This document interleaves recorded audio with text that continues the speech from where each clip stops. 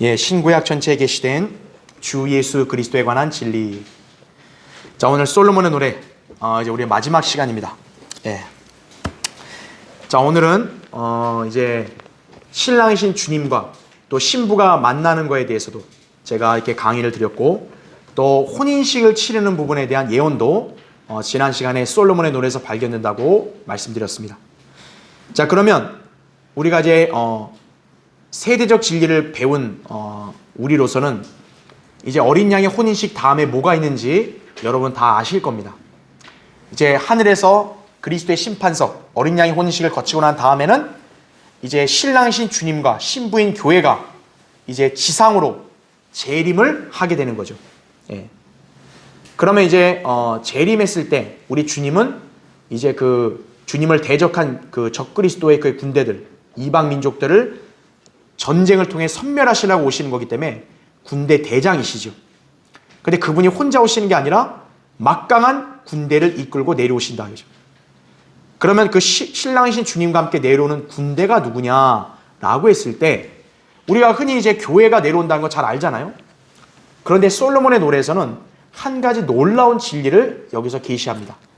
자, 거기 솔로몬의 노래 6장 13절 한번 보십시오. 솔로몬의 노래 6장 거기 13절 보시면, 자, 우리가 지난 시간에 10절을 볼 때 교회가 위험 있는 군대라고 말씀드렸죠. 자, 그런데 13절을 보세요. 돌아오라 돌아오라 오 술렘 여인아, 돌아오라 돌아오라 우리가 너를 보리라. 너희는 술렘 여인에게서 무엇을 보려느냐? 그것은 마치 두 군대를 합친 것 같도다, 이렇게 말씀하고 있습니다. 자, 여기 술렘 여인이라고 지칭하면서 돌아오라 돌아오라 두 번이나 얘기해요. 그렇죠? 그러면서 이 여인을 뭐라고 묘사하냐? 두 군대를 합친 것 같도다 그럽니다. 아니, 군대가 하나라면 이해하겠는데 여기 지금 군대가 두 개라고 그래요. 그렇죠? 두 군대라고 얘기합니다. 그러니까 신랑과 함께 내려올 군대가 하나가 아니라 둘이라는 거예요. 그러면 이 두 군대의 정체가 뭐냐 이거죠. 오늘 한번 그것을 살펴보겠습니다. 자, 일단 교환의 첫 번째 보세요. 신랑의 짝인 신부의 모습이 마치 두 군대를 합친 것처럼 보인다. 여기서 두 군대는 분명히 하늘에 있는 군대들로서 아마겟돈 전쟁 때 예수 그리스도와 함께 내려온다 그랬어요. 계시록 19장 14절을 보면은 하늘에 있는 군대들이 이렇게 나옵니다. 군대들. 분명 복수예요. 단수가 아니라 군대, 단수가 아니라 군대들. 계시록에서는 복수로 얘기합니다. 그러니까 군대들이 여기 솔로몬의 노래를 보니까 두 군대. 맞잖아요. 그렇죠? 군대가 두 무리구나라는 거죠. 그러면 누군가? 자, 괄호 1번 볼게요. 지상에 일단 대환란이 펼쳐질 때 셋째 하늘에서는 그리스도의 심판석이 있게 된다. 다 아는 내용이죠. 로마서 14장 10절, 고린도서 5장 10절에 나오죠.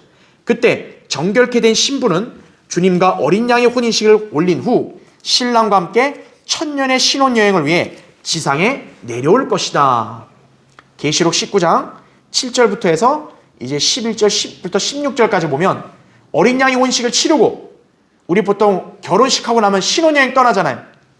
마치 신랑이신 주님과 신부인 교회가 혼인식을 치르고 난 다음에 신혼여행 떠나는 거와 똑같아요. 그럼 신혼여행은 어디예요? 지상이죠. 재림하시게 되면 이제 신랑과 신부가 지상으로 이제 마치 미롤 여행 같이 이제 내려오게 될 것이다 이거죠. 자, 괄호 2번 보시면 신부는 아름답고 순결한 처녀임과 동시에 위험 있는 군대임을 솔로몬의 노래에서 여러 차례 서술했다 이거죠. 우리 다 살펴봤죠? 주님의 신부인 교회는 혼인식을 치른 후 군대 대장이신 신랑을 따르는 군대의 면모를 갖출 것이다. 그래서 계시록에서는 신부인 교회를 하늘에 있는 군대들이라고 지칭한 것이다 이거죠.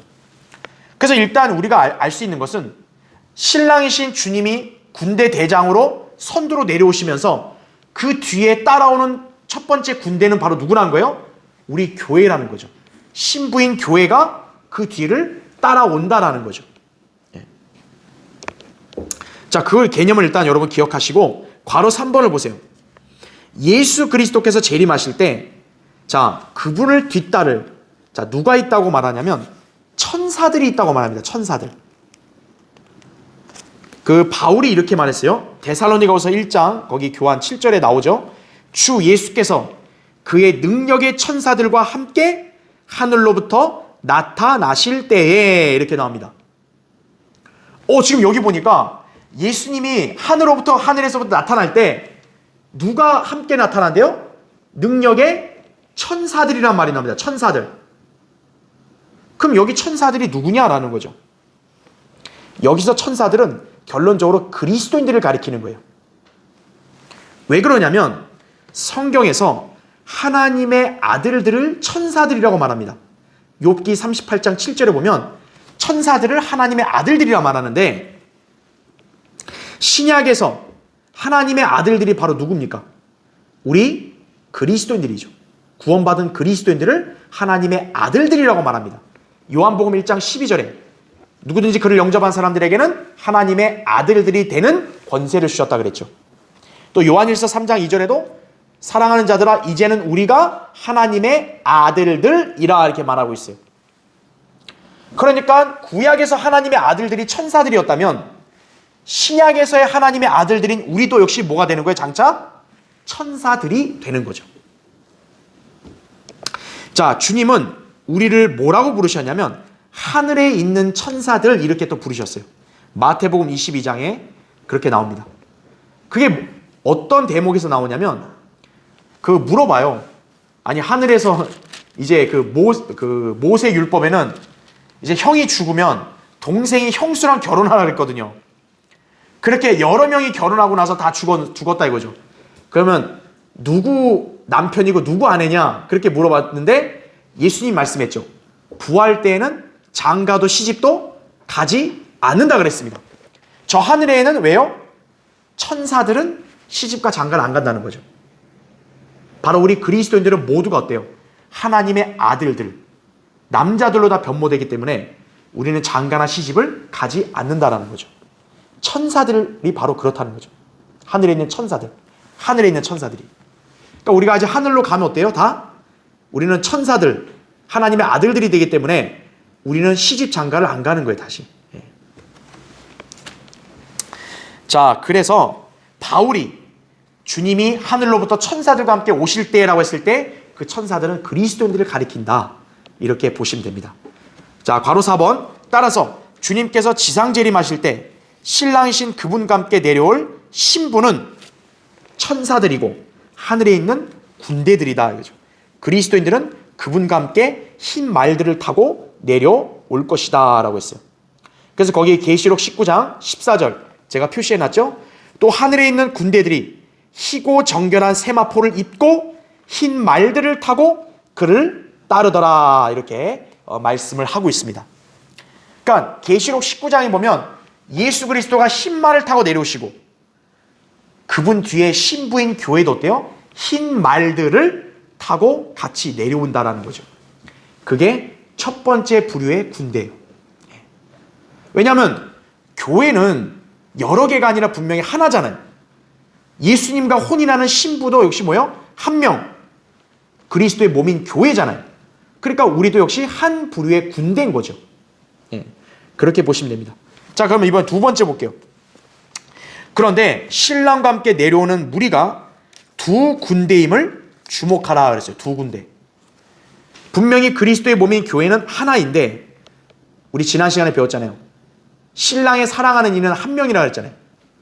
그러면 주님과 함께 내려오는 또 다른 군대가 누구냐 이거예요 대체. 자, 결론부터 말씀드리면 구약의 유대인 성도들이다 라고 보시면 됩니다. 아하, 그러니까 여러분이 이렇게 보시면 되는 거예요.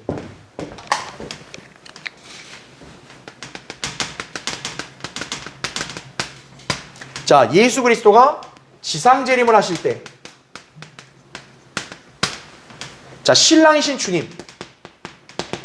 주님이 흰 말을 타신 군대 대장이에요. 그렇죠? 근데 이 신랑을 따라오는 군대가 무려 두 군데다 이거죠. 한 군대는 바로 우리가 잘 아는 교회라는 거죠. 교회. 교회는 그리스도의 몸이니까 신랑과 일치되잖아요. 그러니까 신랑이 흰 말을 타고 오니까 교회도 역시 똑같이 뭘 타고 오는 거예요? 흰 말들을 타고 따르는 거예요. 한 무리가. 그렇죠? 그러면 군대가 근데 또 다른 군대가 또 있어요. 그럼 이 군대의 정체는 뭐냐 이거죠. 바로 유대인 성도들이다 이거죠. 유대인 성도들.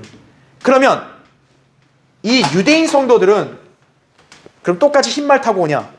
그렇지가 않습니다.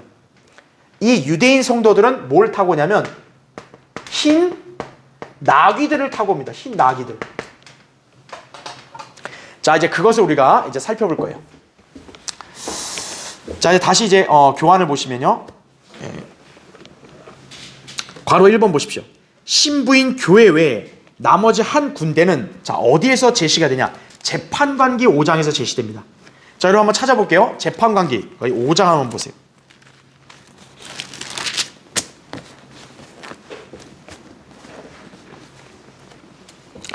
재판관기 5장.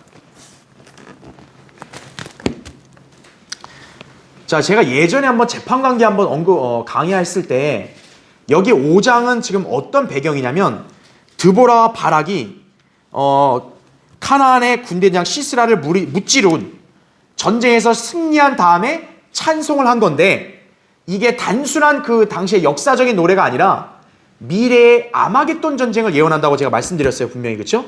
예. 자, 그거는 이제 전에 했으니까 넘어가고, 자, 그래서 이 아마겟돈 전쟁은 분명히 재림 때 있을 일이잖아요. 그렇죠? 주님이 지상에 재림했을 때 싸울 전쟁 아니에요. 그런데 이제 그거를 예언하는 그 말씀에서 바로 이게 등장합니다. 거기 재판관기 5장 9절부터 10절 보세요. 자, 재판관기 5장 9절 10절 보면 내 마음이 백성 가운데서 그들 자신을 기꺼이 드린 이스라엘의 치리자들에게 향했도다. 너희는 주를 송축하라. 여러분 거기 이스라엘의 치리자들 한번 잘 표시해 놓으세요. 이스라엘의 치리자들. 그러면서 10절을 보세요. 흰 나귀들을 탄 너희는 재판에 앉은 너희는 말하라. 길을 따라 걸으라. 이렇게 말씀을 하고 있습니다. 자, 10절에 보니까 흰 나귀들을 탔다 그러죠. 아까 제가 이스라엘 치리자들 표시해 놓으라 했잖아요. 그 사람들을 이제 10절에서 너희라고 지칭할 때 뭐라고 얘기합니까? 흰 나귀들을 탔다고 얘기합니다. 즉 여기서 우리가 알 수 있는 게 뭐냐면 이스라엘에 치리할 수 있는 통치하는 그 자들은 뭘 탔다라는 거예요? 구약에서는 나귀들을 탔다라는 거예요. 나귀들. 예. 자, 그게 여러분 재판관기 또 10장을 한번 보세요. 거기서 또 10장을 한번 보시면 재판관기 10장 또 3절 한번 보세요.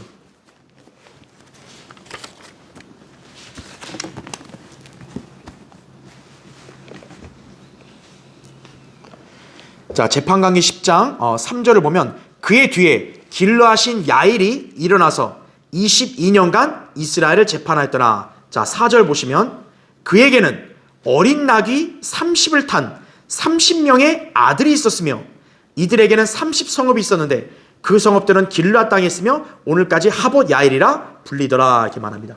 지금 여기 보면 재판관이 야일이란 말이에요. 이 당시에 재판관은 왕이에요. 한마디로 통치하는 사람이에요. 재판은 곧 통치가 되는 거예요. 그런데 4절에 보니까 어린 나귀 30을 탄 30명의 아들이 있다고 얘기합니다. 당연히 그 재판관 아들도 어때요? 여기 성읍들을 똑같이 재판하고 치리한 거죠.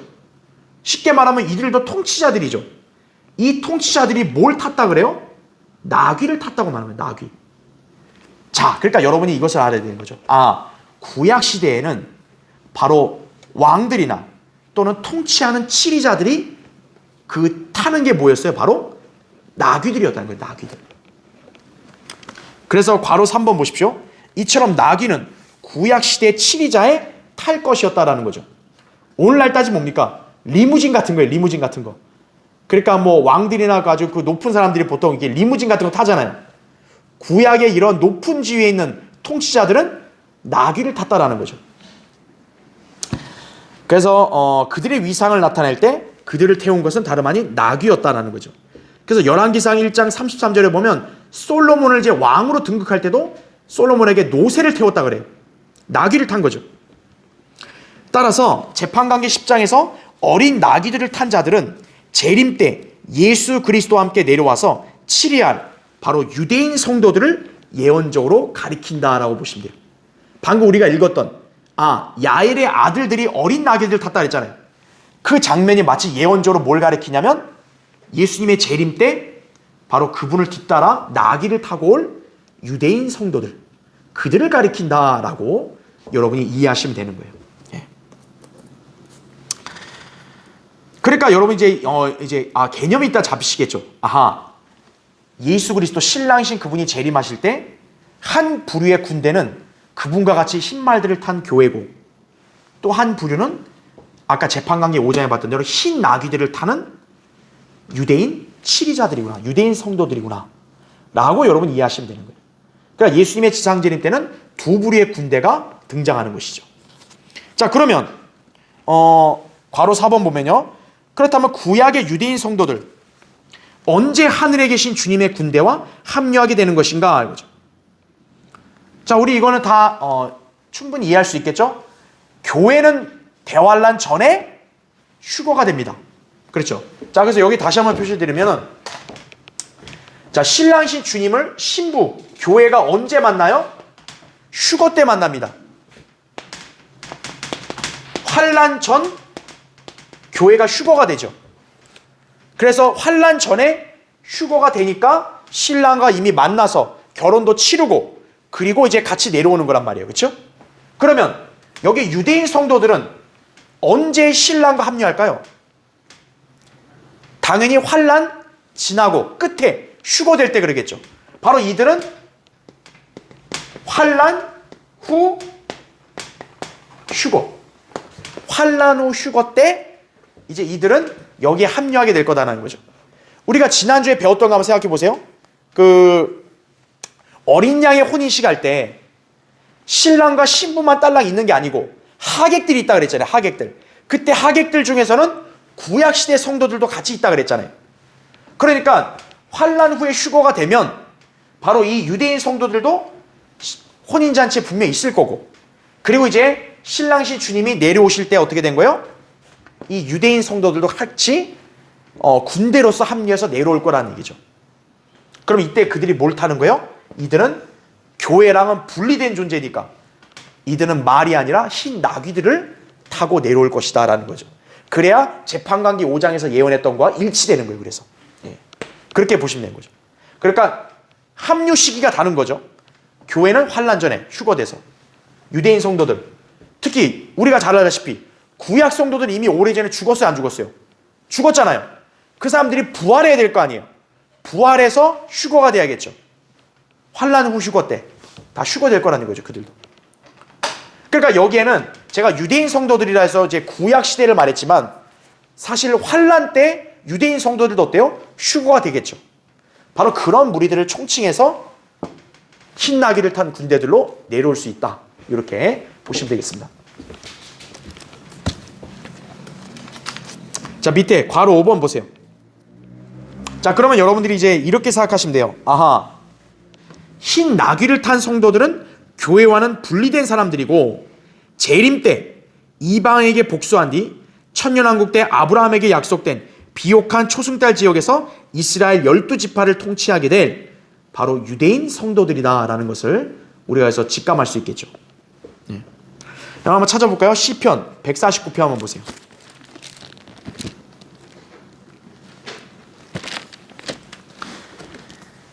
자, 그러니까 아까 제가 나귀를 탄 것은 치리자, 통치자라 그랬잖아요. 결국 이 예수님과 함께 내려올 유대인 성도들도 나귀를 타고 왔다는 얘기는 결국 뭐겠어요? 그들도 치리, 통치자들이라는 걸 알 수 있겠죠. 그러니까 우리가 알아야 될 건 뭡니까? 예수님이 재림해서 천년왕국 수립할 때 이 유대인 성도들 역시도 통치할 것이라는 얘기죠. 그들이 통치자라는 증거는 바로 나귀를 탔으니까. 자, 일단 시편 149편 보세요. 149편 5절부터 볼게요.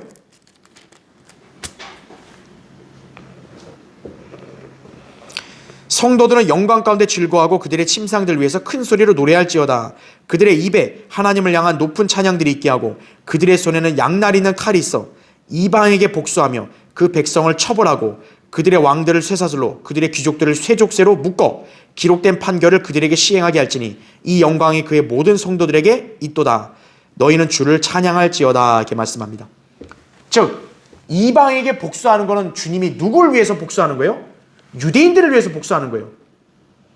그러니까 주님이 재림하시는 것은 당연히 우리 교회도 따라오는 거지만 주님과 혼인했기 때문에 여행으로 따라오는 거지만 유대인들 입장에서는 복수하기 위해 내려오시는 거다는 거죠. 예. 그래서 복수하려고 내려오시면 이제 영광을 받는다는 거죠. 자, 마태복음 한번 보세요. 마태복음 19장.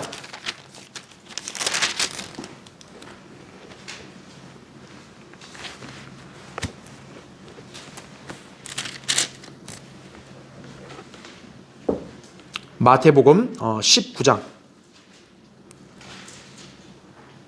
거기 이제 27절 보세요. 27절, 28절. 자, 마태복음 19장 27절, 28절. 그때 베드로가 대답하여 말씀드리기를 보소서 우리는 모든 것을 버려두고 주님을 따랐나이다.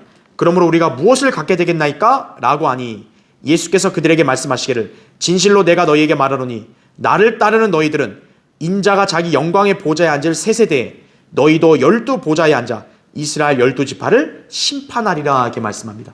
그렇죠? 예.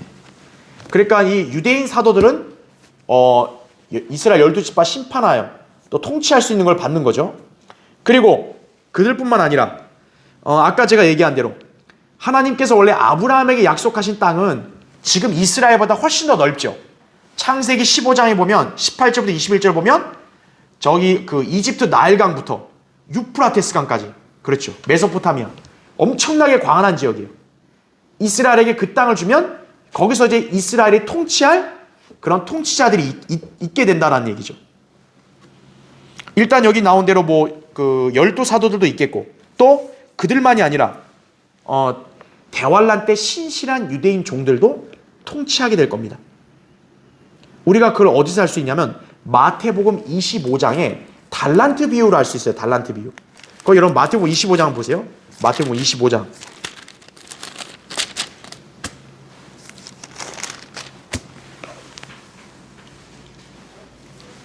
그 마태복음 25장 이런 거기 20절 보세요.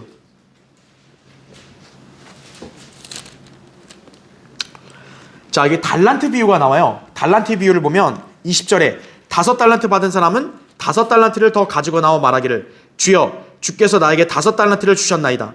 보소서 그것들 외에도 내가 5달란트를 더 벌었나이다 라고 하더라. 그의 주인이 그에게 말하기를 잘하였도다 착하고 신실한 종아, 내가 적은 일에 신실하였으니 내가 너로 많은 것들을 다스리도록 하리라. 내 주인의 기쁨에 동참하라고 하더라. 이렇게 말씀합니다. 또 23절에도 이제 2달란트를 더 번 사람한테도 잘하였도다 착하고 신실한 종아, 내가 적은 일에 신실하였으니 내가 너로 많은 것들을 다스리도록 하리라. 내 주인의 기쁨에 동참하라고 하더라. 지금 여기 달란트 비유는 대환란 때 유대인 종들에게 하신 비유거든요. 그러니까 이 사람들도 어때요? 분명히 통치를 하는 거죠. 여기서 보면 다스리라 그랬잖아요. 그러니까 우리가 교회만 다스리는 게 아니고 유대인들도 어떤 거예요? 재림하게 되면 그들도 통치할 사람들이 있다는 거죠. 바로 대환란 때 신실한 그런 종들은 달란트 비유에 나온 것처럼 나중에 통치를 하게 될 것이다 라는 거죠. 예. 그러면 유대인들의 통치도 있고 또 누구도 있냐? 이방인들의 통치도 있습니다. 이방 세계를 통치하는 건 누구냐? 바로 교회죠. 예. 우리 그리스도인들도 분명히 성경의 약속에 따라서 어때요? 예수 그리스도와 함께 고난을 잘 감당하면 또 잘 섬기면 우리도 그분과 함께 통치한다고 분명히 약속을 하셨죠. 그렇죠? 예. 그러니까 교회도 통치하는 거고 그리고 환난 성도들도 통치하게 된다는 거죠. 마지막으로 볼까요? 계시록 20장 한번 보세요. 계시록 20장 4절 보세요.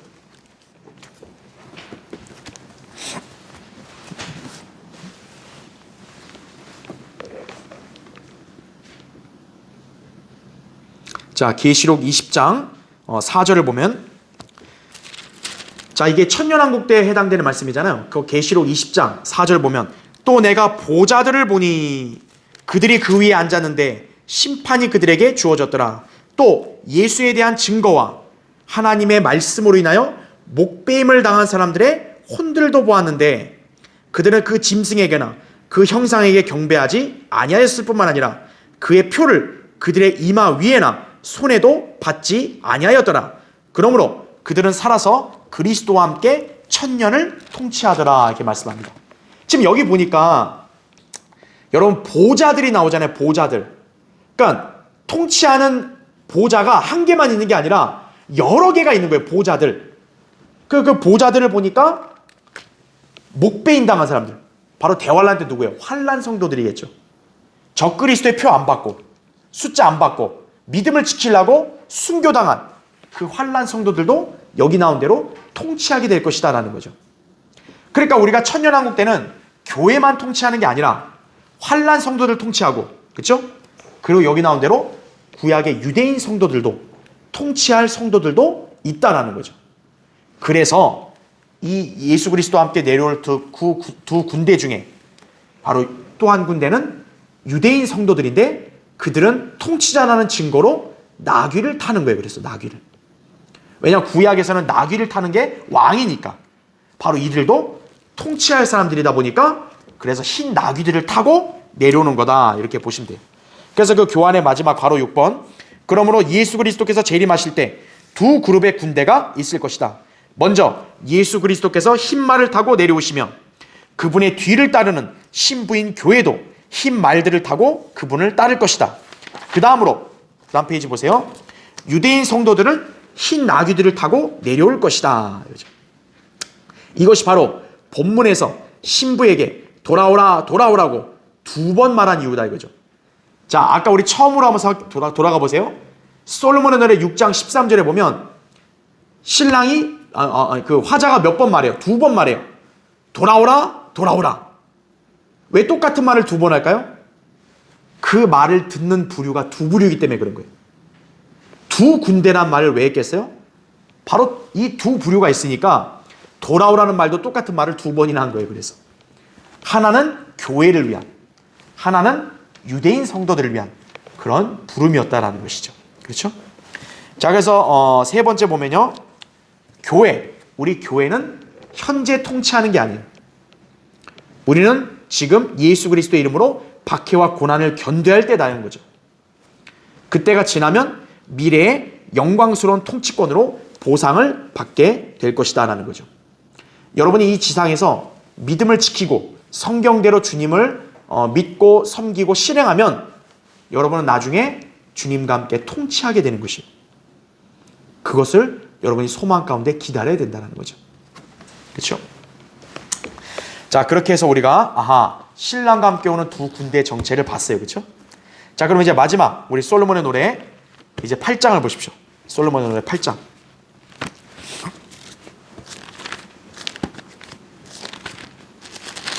자, 솔로몬의 노래 8장 6절부터 7절 볼게요.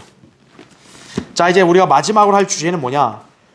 사랑의 참된 본질이 뭔지를 보려고 그래요. 신랑과 신부가 나누는 이 사랑의 참 본질이 뭔지 이것을 보려고 합니다. 자, 8장 거기 6절부터 7절 한번 읽을게요. 내 마음의 인장처럼 내 팔 위의 인장처럼 나를 새기라. 사랑은 죽음처럼 강하고 질투는 음부처럼 잔인하니 그곳의 숯은 불타는 숯 곧 심히 맹렬한 불길을 가진 것이라 하죠. 많은 물들로도 사랑은 끌 수 없으며 큰 물들로도 잠기게 할 수 없나니 사람이 그의 집에 모든 재산을 주어 사랑과 바꾸려 한다면 그 일은 완전히 멸시를 받으리라. 이렇게 말씀을 하고 있습니다. 자, 먼저 거기 첫 번째 보세요. 교환에 내 마음의 인장처럼 내 팔 위의 인장처럼 나를 새기라. 이렇게 말씀을 하고 있습니다. 자, 여기서 인장, 그 다음에 팔 위의 인장처럼 새긴다는 게 뭐냐면 팔찌입니다. 팔찌. 우리가 이제 인장이라는 게 어떻게 보면 약간 일종의 도장을 찍는 거죠. 그리고 팔찌는 서로 증표로 갖는 거죠. 바로 이런 표현은 일종의 혼인서약이라 보시면 돼요. 우리 보통 혼인을 하게 되면 어때요? 도장 찍잖아요. 그리고 결혼식 할 때 뭘 우리가 지금 반지를 끼잖아요. 그렇죠? 또 유대인들은 팔찌를 낀다고요. 네. 혼인 증표죠. 자, 여기서 신랑께서 신부에게 이런 말씀하신 것은 자신을 기억하고 신랑 자신을 두 곳, 즉 마음과 팔에 새겨줄 것을 요구한다는 거죠. 여러분, 마음은 내적인 거죠. 팔은 외적인 거죠. 신랑인 신부인 우리에게 요구하는 게 뭡니까? 사랑을 어떻게 하라는 거예요? 우리가 주님에 대한 사랑을 마음과 외적으로도 다 증거를 지니고 있으라는 거예요. 그러니까 사랑은요, 마음도 하는 것이고 어때요? 외적으로도 표현할 수 있어야 돼요. 그러니까 맨날 마음으로 사랑한다 그러고 외적으로 안 한다. 그런 온전한 사랑이 아니죠. 또 마음 없이 그냥 눈에 보이는 것만 하면 그것도 역시 사랑이 아니죠. 우린 이 사랑의 증거를 내외적으로도 다 지니고 있어야 된다는 거죠. 자, 교환의 두 번째 보세요. 사랑은 뭐처럼 강하다 그래요? 죽음처럼 강하다. 자, 혼인관계의 사랑은 죽을 때까지 지속되는 법이에요. 보통 혼인서약하면 어떻게 합니까? 죽음이 우리를 갈라놓을 때까지 우리 서로 사랑하겠습니다 그러잖아요. 그렇죠? 자, 신랑과 신부의 사랑은 죽음보다 훨씬 강함을 암시하는 것이. 그러니까 죽음이 올 때까지 어떤 거예요? 우리는 그 사랑을 지속해야 된다는 것을 배우는 거죠. 자, 세 번째 보세요. 또 중요한 표현. 질투는 음부처럼 잔인하다 그랬습니다. 정말 뜨거운 사랑 관계에는요, 반드시 그 이면에 뭐가 수반되냐? 질투가 수반되는 거예요. 질투는 잔인하다는 거죠. 자, 질투는 이게 나쁜 형식의 질투가 있어요. 그거는 시기로 발전하는 거죠. 근데 좋은 면의 질투가 있습니다. 좋은 면의 질투는 사랑의 증거죠. 자, 혼인관계에 있어서 질투하는 것은 정상이에요. 한 남자 혹은 한 여자가 자기를 사랑하지 않고 다른 사람을 사랑한다. 근데 그 다른 사람을 사랑하는 것을 가만 놔두고 그냥 알아서 하라고 하면 그거는 사랑한 관계가 애당초 아니었던 거죠. 그렇죠? 정말로 서로 사랑한다면 어때요? 정말로 서로 사랑한다면 나를 사랑해줘야지 나 말고 다른 사람 사랑해준다. 그건 용서할 수 없는 거죠. 견딜 수 없는 거죠. 그냥 넘길 수 없다고요. 잠언 6장 34절에도 그게 정확히 나오는 말씀이에요. 자, 주님께서도 자신의 성도들과 갖는 관계에 있어서 역시 주님도 질투하시는 거예요.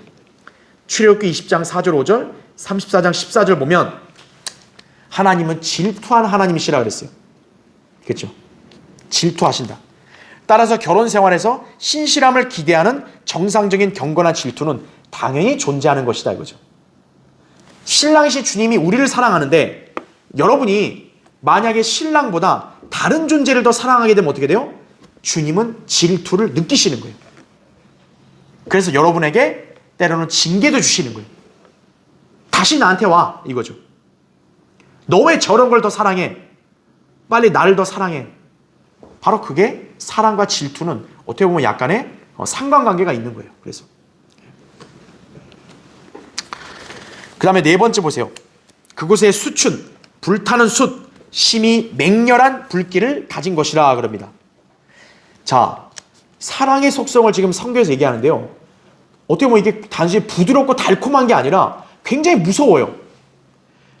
여기서 사랑과 연관되는 것들을 지금 우리가 6절에서 다 보면요. 뭐가 나오냐면 죽음, 질투, 잔인, 음부, 그리고 불타는 숯이 나옵니다. 이것이 성경에서 강조하고 있는 사랑의 참된 본질이에요. 결국 뭡니까? 사랑의 이면에는 뭐가 있는 거예요? 질투, 죽음 이런 걸 요구하는 거예요. 오늘날 세상에서 말하는 사랑은 어떻습니까? 이기적이고 굉장히 편파적이죠. 뭐냐면 나에 대해서 좋은 말 해주고 그냥 부드럽게만 대해주면 그냥 그게 사랑이에요. 그렇죠? 어떤 불의와 잘못 그거 중요하지 않아. 그냥 서로 앉자, 서로 화목하자. 그냥 그것만 보면 다 사랑인 줄 아는 거예요. 잘못된 거예요. 괄호 1번 보시면 흔히 죄인들은 하나님은 사랑이란 말을 왜곡해서 누구도 결코 지옥에 보내지 않으실 것이라고 그렇게 사람들이 얘기합니다. 야, 어떻게 사랑의 하나님이 인간을 지옥 보내냐 이거죠. 하지만 성경의 하나님은 반드시 아들을 믿지 않는 자에게는 진노가 내려질 것임을 경고하셨어요. 요한복음 3장 36절에 보면 아들을 믿는 자는 영생을 가졌고 그 아들을 믿지 않는 자는 하나님의 진노가 그 사람에 머물러 있다고 그랬어요. 하나님의 사랑은요, 예수 그리스도를 믿는 사람에게 해당되는 거고, 만약 예수 그리스도를 거부하면 어때요? 하나님이 그걸 덮어주는 게 아니에요. 반드시 그 사랑 이면에는 죽음을 요구하시는 거예요. 그래서 여러분이 꼭 기억하셔야 될 게 뭡니까? 예수 그리스도를 거부하면 그 사랑의 반대인 영원한 정죄, 심판을 받는 것이에요. 괄호 3번 보세요. 괄호 2번 보세요. 사랑은 있는데 증오가 없다? 잘못된 거예요. 여러분 그러잖아요. 보통 사랑과 미움은 종이 한 장 차이라 그러잖아요. 그렇죠. 너무 사랑했는데 그 결과가 안 나오면 어때요? 미움으로 바뀌는 거예요. 근데요, 그래서 미워하는 것이 꼭 나쁜 건 아니에요. 어떻게 보면 사랑을 하고 있었다는 증거거든요. 제일 안 좋은 게 뭐냐? 무관심이에요. 무관심. 사랑이 원래 없었으면 그냥 아예 무관심이에요. 무관심. 그렇죠? 사랑에는 증오가 있습니다. 왜 증오가 있어요? 사랑에 충분히 반영을 해줘야 되는데 사랑에 반응을 안 해주면 당연히 증오가 나오는 거죠. 잘못된 반응을 하면. 그렇죠? 하나님께서는요, 의를 사랑하시지만 죄를 사랑하시진 않아요. 그렇죠? 하나님께서는 우리를 사랑하시는 증거로 대신 뭘 하셨죠? 하나뿐인 자기 아들을 죽이신 거예요. 하나님의 사랑에는 뭐가 있었던 거예요? 죽음이 있었던 거예요. 우리를 사랑하셨기 때문에 대신 어떻게 한 거예요? 아들을 죽이셨다고요. 왜냐? 죽음이 있어야 사랑을 베풀 수 있거든요. 그래서 아들이 죽으시고 하나님은 그걸로 우리를 사랑하셨다고요. 하나님과 우리는 원수였죠. 원수였던 죄인들이었어요. 로마서 5장 8절 10절에 나온 대로. 그래서 만약 주님께서 우리를 위해서 뭔가 하시지 않았다면 우리는 어떻게 된 거예요? 꼼짝없이 모두 멸망당했을 것이라고요. 그래서 우리를 멸망당하지 않게 하기 위해서 아들을 죽이셨다라는 거죠. 사랑에는 어떻게 보면 죽음이 요구되기도 하는 거예요. 괄호 3번. 완벽한 구원을 제공한 완벽한 사랑을 지니신 바로 그 하나님께서는 그분 자신이 완벽하게 거룩하시기에 완벽한 복수에 이르는 완벽한 질투를 지니고 계신다는 거죠. 하나님의 자비와 사랑을 한량없이 베풀어 주시는데 만약 그걸 끝까지 거부한다. 그럼 어떻게 된 거예요? 하나님은 바로 그 질투로 이제 어떻게 합니까? 복수를 하시는 거예요. 하나님의 사랑을 받아들이지 않으면 죄에 관한 심판만이 있을 뿐이다라는 거죠. 그래서 괄호 4번 보세요. 우리 그리스도인들은 당연히 세상 죄인들과 달리 하나님의 사랑을 받아들였어요. 하지만 우리는 시시때때로 하나님의 사랑에서 멀어지려고 할 때가 있다고요. 여러분은 이미 주님의 사랑을 받았고 그 주님의 사랑으로 구원받아서 하나님과의 관계를 잘 형성했는데 여러분이 생활 가운데서 주님을 사랑하지 않고 다른 걸 더 사랑하게 되면 어떻게 돼요? 하나님은 질투하시는 거예요. 그럼 질투하면 어때요? 그 사람을 혼내주는 거죠. 정신 차려! 이거죠. 그럼 그 징계를 받으면 얼마나 고통스러워요. 그렇죠? 그런 징계가 임하기 전에 우리는 늘 사랑의 대상에서 멀어지면 안 되는 거예요. 주님에게서 멀어지면 안 된다라는 거죠. 자, 이제 마지막 5번째. 많은 물들로도 사랑은 끌 수 없으며 큰 물들로도 잠기게 할 수 없나니 7절에 그렇게 말씀합니다. 자, 사랑을 끌 수 없다는 거예요. 많은 물들이 와도 사랑 못 꺼요. 자, 여기 성경에서요. 물들, 큰 물들, 이거는 뭘 상징하냐면 구원받지 못한 사람들을 상징하거나 또는 고통을 상징할 때가 있어요. 자, 그렇게 우리가 빗대어 보면 어때요? 하나님을 향한 우리의 사랑은 구원받지 않은 사람들이 아무리 방해하고 유혹한다 할지라도, 회유한다 할지라도 그 사랑이 없어질 수 없는 거예요. 또 사랑이 아무리 어떤 고통이 우리에게 수반된다 할지라도 하나님을 향한 사랑은 우리가 멈출 수 없는 거죠. 예. 진짜 사랑은 뭡니까? 사람들과 환경에 맞서는 거예요. 여러분, 환경에 좌우돼서 사랑한다, 사랑 안 한다, 이거는 애당초 사랑이 아니죠. 열악한 환경, 고통이 나에게 닥쳐와도 하나님을 향한 나의 사랑은 변치 않는 거죠. 그렇죠. 또 여러분의 가족, 여러분의 어떤 아내와 남편을 향한 사랑도 어때요? 환경에 따라서 좌우되지 않고 변치 않는 거죠. 그게 진짜 사랑이죠. 그래서 성경에서는 뭐라고 말씀하냐면 고린도전서 13장 4절 7절에 이렇게 말씀합니다. 사랑은 오래 참고라고 말해요. 사랑은 오래 참고. 오래 참지 않으면 그건 사랑이 아니에요. 그렇죠. 또 사랑은 시기하지 않는다 이거죠. 그리고 모든 것을 참으며 모든 것을 믿고 모든 것을 바라며 모든 것을 견뎌내느니라 이거죠. 그래서 사랑은 무엇을 와도 어때요? 다 견뎌내는 거예요. 사랑으로. 여러분이 지금 고난에 처했어도 주님을 사랑하는 마음이 가득하다면 여러분 능히 견딜 수 있는 거예요. 그걸 기억해야 합니다. 자, 이제 결론적으로 솔로몬의 노래는 신랑과 신부의 아름다운 사랑 이야기를 통해서 예수 그리스도와 교회의 사랑을 묘사하고 있는 책이에요. 우리 그간 솔로몬의 노래를 공부하면서 주님과 교회의 관계와 연관해서 예언들이 뭐가 있었는지를 다 살펴봤어요. 자, 이 책을 통해서 주님의 사랑이 얼마나 위대한지를 항상 깨닫고 또 성경의 예언이 얼마나 놀랍게 성취될 것인지를 또 우리가 이 책을 통해서도 다시 한번 확신하는 그런 계기가 이번 시간을 통해서 여러분들이 잘 갖기를 바랍니다. 자, 다음 시간에 다른 책을 공부하겠습니다.